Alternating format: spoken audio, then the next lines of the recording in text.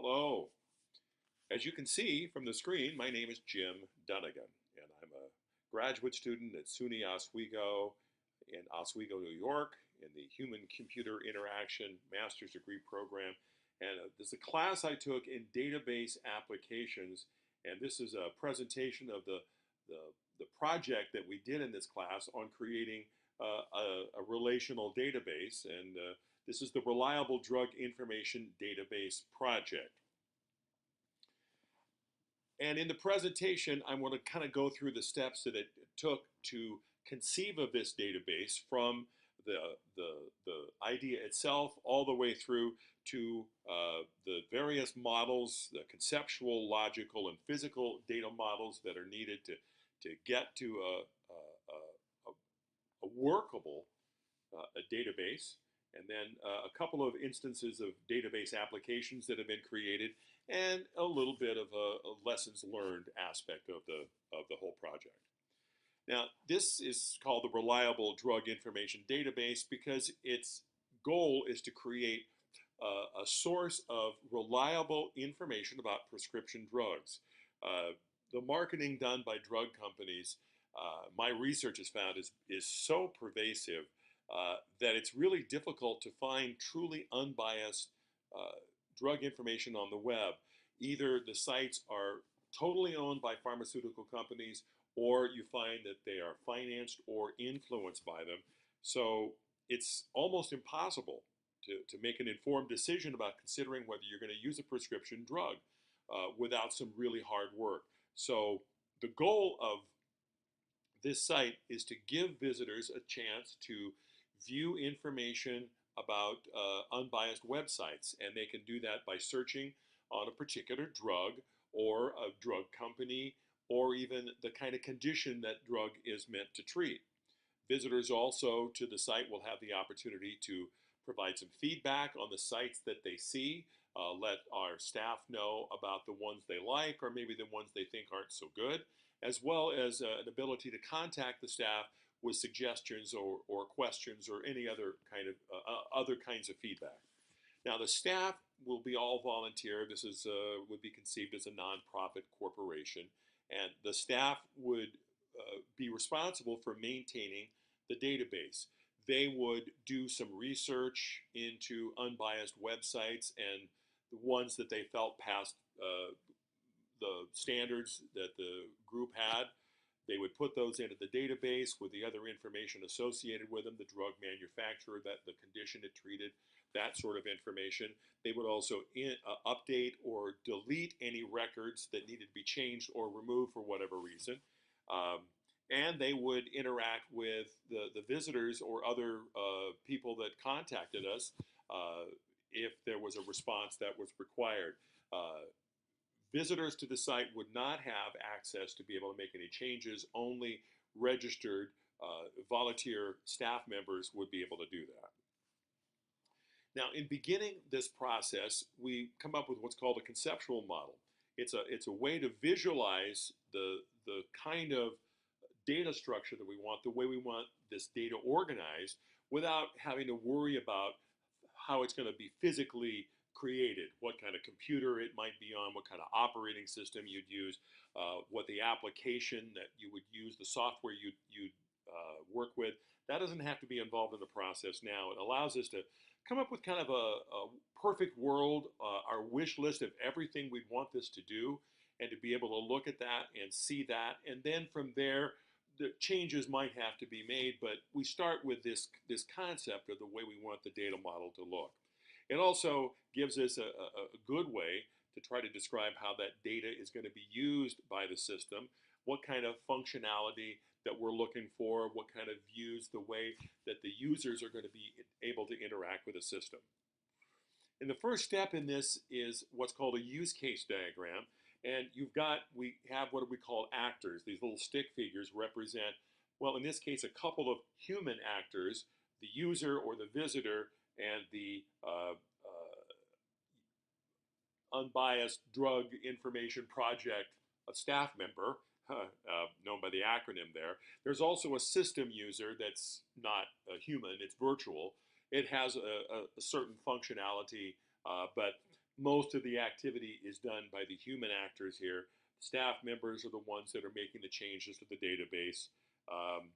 They are also interacting with the users or the visitors. The visitors have a few actions, but it's much more limited to viewing the drug information, searching for it, and providing feedback and making contact with the staff. And we translate that into an entity diagram or a class diagram where we try to start with how these various entities are going to relate to each other. And you can see where we have the drug entity is really the most comprehensive, and it covers all the different possibilities with manufacturer information and condition information. But we also have separate entities for the manufacturer, for the condition, for the site entity would be the unbiased website results that we have found, and the user information about the various staff members that are authorized to interact with the database. And you can see the kind of relationships that we've got. And that'll all be more formalized as we move through this process.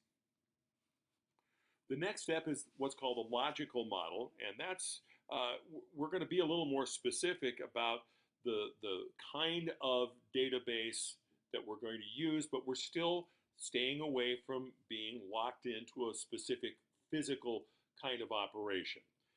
This gives us a chance to still create our data structure and look for the best tool that we can find that's going to work with the process that we want to go through, what's going to suit our budget, or what is going to be best suited to this particular kind of data. Now, our reliable drug information database is going to be designed using what's called a relational data model. This is by far one of the best known, one of the most recognized. It's very popular. It works very well with this particular kind of data. It scales really well. It can go from small to large without any difficulty. And for the kind of the data that we anticipate for this, this would be a very good tool. Now, going forward, the idea is going to be that we're going to use Microsoft Access as a tool for designing this database because it's a really easy graphical software tool for that.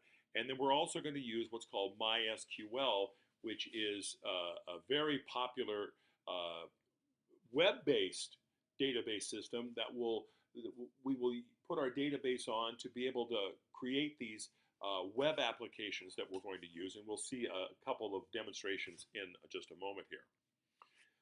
Process of creating the logical data model is create user views. These are the different kinds of things that users, in this case, well, it could be visitors or it could be staff, would come into contact with to interact with the database, the way that data would be input, the way it would be updated, the way you would search the database for information. There are local data models, which will entail the kinds of specific data that we're going to put in to make that user view work. Eventually, everything is merged into what's called a global data model that encompasses all the views and all these different local data models. And then we work that down into what's called normalized relations in a third normal form, kind of a complicated way to say that we're going to look at all the different data types and data structures and remove as much redundancy, well, all the redundancy that we can, so that these are what's called normalized, which means they represent unique kinds of data, and where there's similarities, those are relationships between various data entities. We'll explain more as we go along. Now, here's an example of one of the user views. There's 6 or 7 in the project, but this is one of them where you add new drug information, and you can see where you'd enter the drug name, the drug website, that's the official drug website, some other information about the drug, the manufacturer, the kind of condition that it treats, what its FDA status is, the staff member that was involved in updating this, and you can see down below, that's the local data model with this is the drug column, or the drug table rather. and the manufacturer table, the condition table, the status, and user, those are all the different kinds of data entities that would be involved with this particular view. Now, this is the internal data model, and this is created in Microsoft Access. This is another step toward coming to a final product, a final database product, and this was actually created in Microsoft Access. And you can see again those entities we talked about before, now in what we would call table form with the various attributes or columns. The drug table has the drug ID, the drug name, drug URL, so on and so forth. And we have user, manufacturer, and condition, among others. And you can see the lines between them represent the relationships. And you can see we have a little key next to the top. Those are called the primary key, which is the unique value that identifies each of the records that are in that particular table. And then the lines, the relationships between them, you can see where there are some similar kinds of attributes. For example, the status ID in the status table corresponds to a status ID in the drug table. That's a relationship, and the status ID attribute in the drug table is what's called a foreign key. It's the way that those databases, the database tables are connected, so later on we can draw information from more than one table to give various kinds of views to the different users. Now we're going to make the final step in this process is creating the physical data model. We're going to actually implement this database into a chosen DBMS, database management system. And so we're going to follow along with our initial plan to use Microsoft Access to create the physical structure, and then we're going to migrate it using a tool to get it into MySQL, which is it's more of a command line. It's not graphical the way that MS Access, Microsoft Access is, but it works much better when we're trying to create a web interface. So we'll use Microsoft Access with this project internally. Our staff in-house, whenever they have a chance to work in our facility to make changes to the database, they'll be able to use Access because it's very easy and very graphical. Other users won't have access to that. It won't be connected to any network, and it won't have access from the outside. But we'll be able to always migrate that or convert that into data that can be used with MySQL, which all of the visitors to our website will be able to have access via MySQL, and any of our staff members that might be at home or working from some other location would also be able to access the data and make changes actually using the MySQL would be part of their access to the system. This is an example of one of the translations from Microsoft Access. We saw that internal model earlier. This is one of those tables that's been created in MySQL form. This is the manufacturer table. You can see the different commands because, like I said, MySQL is a command line interface. You have to give it specific commands, and these are all the steps that you go through to create this particular table. And this goes into it's entered into the MySQL system, and then it accepts this as a table. Now, the purpose for that was so that we can use that with web programming language. It's called PHP, to build an interactive web application. And it's hosted on Oswego's what's called Moxie server, which is set up by the computer science department. And it's what's known as a LAMP server. And LAMP is an acronym for Linux Operating System, the Apache Web Server, MySQL, and PHP. This is probably one of the most used combinations of operating systems, web server, and database and programming language anywhere in the internet. high percentage of websites are what are called LAMP servers because all of it is free and open source. It's very scalable and it's very flexible. And the languages and the systems are known by many, many people. Now, just a portion of the whole project has been developed so far, and we're going to see a couple of different kinds of ways that we can input or access the data. So we'll take a look at the website that we came up with. And so our reliable drug information menu has a couple of choices. One is what we call a drug condition lookup, so we can enter a condition name like, okay, well, diabetes, for example. And if we submit that condition to the database, we get a result that we have a drug for the condition diabetes. It's Januvia, and here we have the official drug website for Januvia. We also have an unbiased website for information about Januvia. Additionally, we have a form that lets us add a new drug manufacturer, and we'll make up one here. We'll say this is Jim's Discount Drug Company, and it's in Oswego, New York, and the website is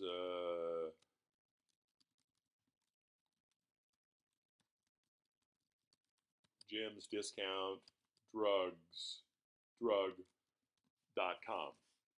All right, so we add the manufacturer, and it tells us the information for the manufacturer is successfully entered.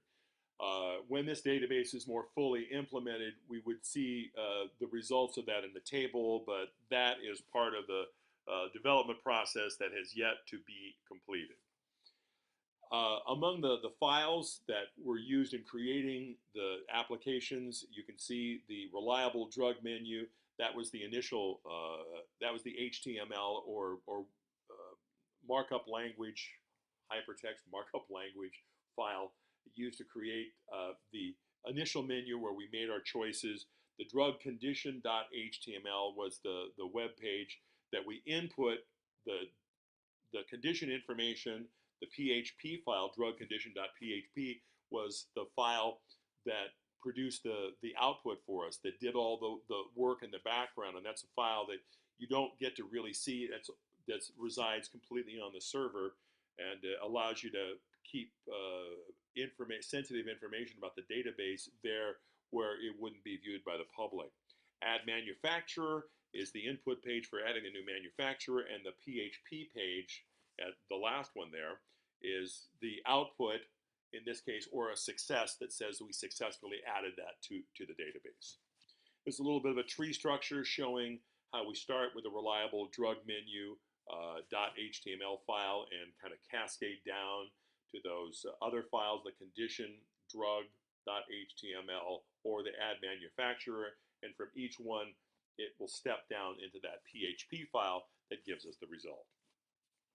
So in conclusion, kind of reflecting on this whole process, one of the things that I think I learned as someone who'd spent a lot of time working and have had some experience working with relational databases, that good database design is really a process from that conceptual to the logical to the physical. It's best to follow it in order to make sure that you don't overlook anything, because I found in my experience that that's very easy to do. Design of a database is one thing, but implementing it is another. It's a lot harder to actually make that work and create the physical structures, and then particularly the web applications. PHP is a powerful language, and that helps us connect with the web interface and that database management system. It is a little complicated, but once you get the hang of it, it can give you a lot of good results, and it is very popular, and it works very well. So that is my presentation, and thank you very much for watching.